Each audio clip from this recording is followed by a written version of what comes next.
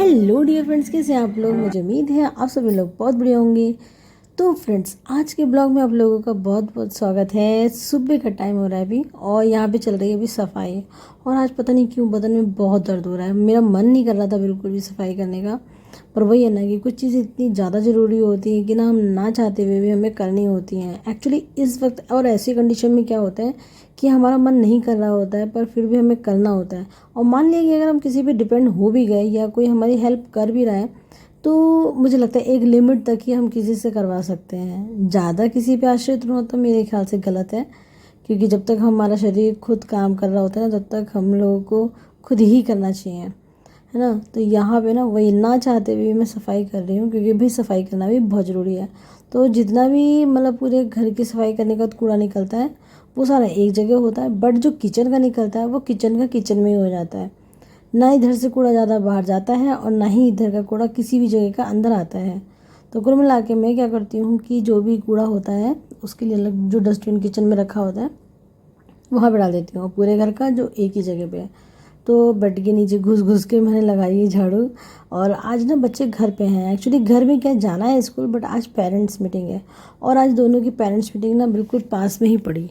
तो ये था कि मतलब जाना तो है ही। सबसे ज़्यादा ना बारिश ने सारा मूड ख़राब कर रखा है, क्योंकि ना स्कूल में पहुंच जाओ, चलो मान लें गाड़ी से भी चले जाओ, बट ना कीचड़ पिचड़ बहुत ज़्यादा हो जाती है और ना सारे कपड़े के ना वही बड़ा रेड़ लग जाती है। कितना भी बचा के निकल लो पर आस पड़ोस के जो साइकिल चला रहे होते हैं, गाड़ी चला रहे होते हैं, हम उन्हें नहीं रोक सकते। कई बार तो बहुत सारे लोग बदतमीजी भी करते हैं कि जानबूझ के किसी की साइड से जाएंगे ताकि कपड़े ख़राब हो जाए।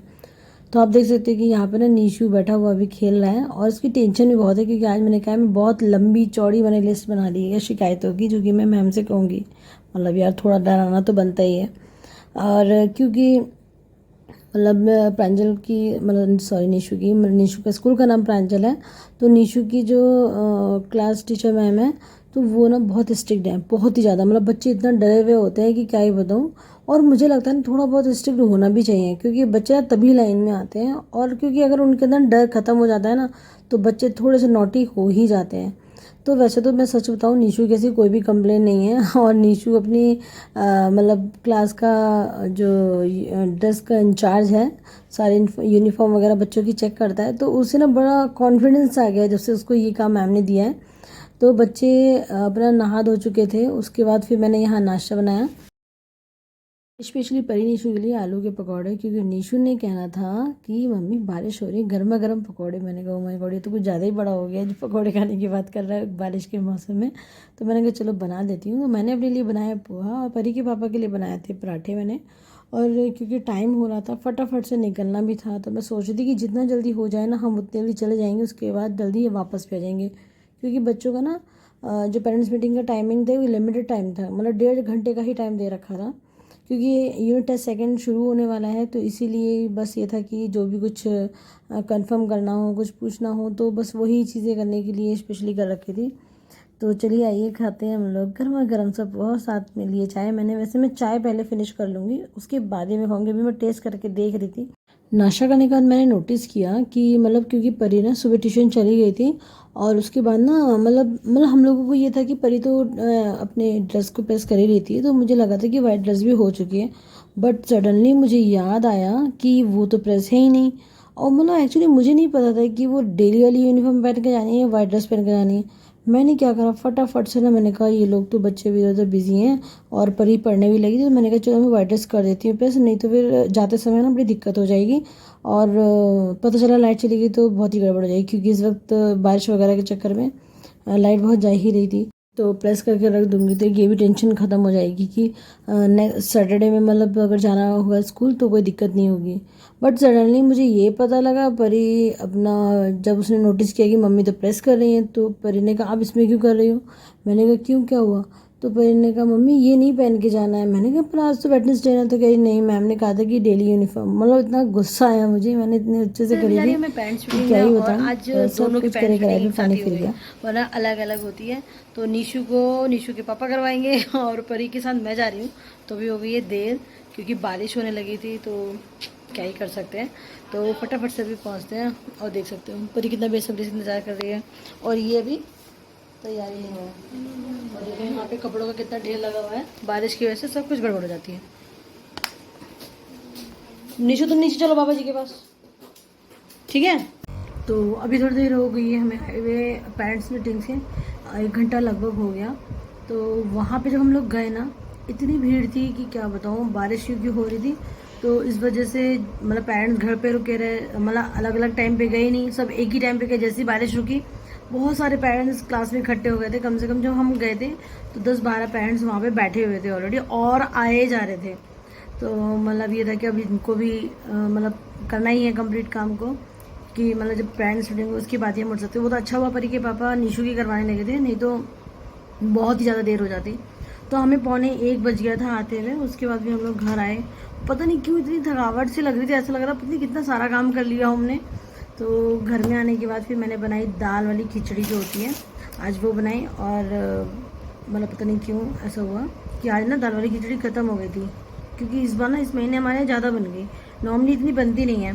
तो फिर मैंने उसमें ना थोड़ा सा मतलब चौथाई उसमें मूंग वाली जो दाल होती है वो ऐड कर दी, तो थोड़ा सा एडजस्ट हो गई पर बच्चे बच्चे ही होते हैं, मतलब उनको थोड़ा सा आइडिया लग गया था कि ये उसमें मिक्स लग रही है दाल, और वो क्योंकि ग्रीन ग्रीन अलग दिखती है।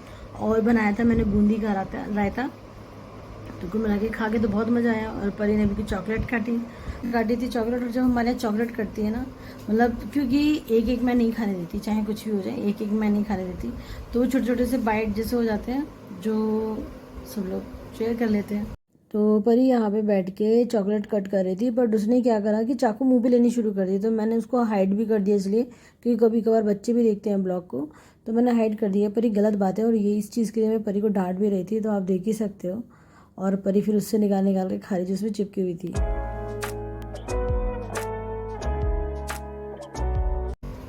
सच्ची बताऊँ, ऐसा लग रहा है कि बस बिस्तर मिल जाए और उसके बाद मैं ना सो जाऊँ पता नहीं क्यों इतनी थकावट सी लग रही है, कि शायद मौसम की वजह से। तो अब मैं यहाँ पे कर रही हूँ एक बहुत ज़रूरी काम, जो कि काफ़ी दिनों से अटका हुआ था। ये था कि मेरी कुर्ती थी और मैंने ना अभी 1 साल पहले ही मंगाई थी इसको, और ये तब से रखी हुई है। एक बार पहनी थी, उसके बाद वॉश की, देखा इतनी श्रिंक हो गई कि इसमें कोई गुंजाइश ही नहीं है। तो मतलब बड़ा अफसोस हुआ मुझे कि यार एकदम से कैसे ऐसा हो सकता है। तो फिर परी ने कहा, परी को बहुत पसंद थी, परी ने कहा मम्मी ये कट स्लीव्स हैं, आप इसे स्लीव्स लगा दो, क्योंकि परी अभी ट्यूशन वगैरह ना जैसे कट स्लीव्स वगैरह नहीं पहनाती, क्योंकि मतलब एरिया वाइज जो होता है थोड़ा सा चीज़ें देखनी पड़ती हैं। तो मुझे भी अच्छा लगता है कि परी खुद इस चीज़ के लिए कहती है। तो मैंने इसके नीचे लेस लगा दी है, इसको मतलब अच्छे से फिटिंग का करने के बाद इसे बाजू लगा दी है, और बाजू मैंने नीचे के कपड़े को कट करके ही लगाई थी, और यहाँ लेस लगाने से थोड़ा सा लुक आ गया, और आप देख सकते हो मतलब ठीक ठाक लग गई है। और मुझे बड़ी खुशी हुई कि काम मैंने किया है। और जब परी ने पहना था तो परी को भी ना बहुत अच्छा लगा था। तो फाइनली उसकी मतलब ट्यूशन जाने के लिए कुर्ती तैयार हो गई है। तो यहाँ पे मैं बना रही हूँ फुल हैंड मेहंदी डिज़ाइन, जो कि मुझे अपने दूसरे चैनल में, माधवी रश्मि वाला जो चैनल है जिसमें मैं मेहंदी की वीडियो डालती हूँ, वहाँ पे अपलोड करना है।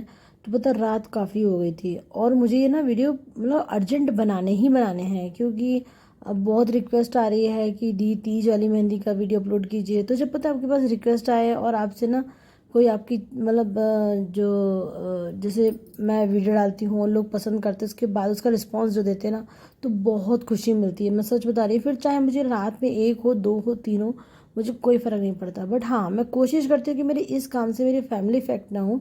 तो ये काम मैं इसलिए रात में करती हूँ ताकि मैं इसको भी पूरा टाइम दे सकूँ। और जो पूरा दिन होता है वो मैं अपने बच्चों और अपने पति के साथ मतलब टाइम स्पेंड करती हूँ।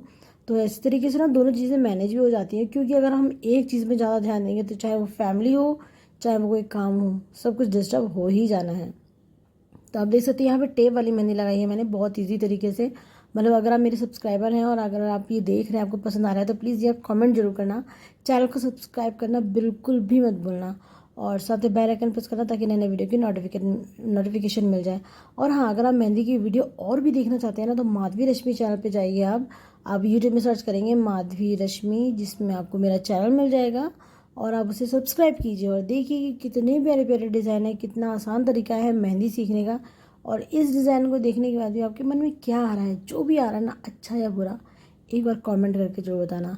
प्लीज़ यार वीडियो को लाइक करना बिल्कुल भी मत भूलना, बहुत अच्छा लगता है आपको जो एक एक लाइक आता है और कमेंट आता है ना, बहुत अच्छा लगता है। तो फ्रेंड्स, हम लोग मिलते हैं नेक्स्ट ब्लॉग में, तब तक के लिए अपना ध्यान रखिए, खुश रहिए, बाय बाय।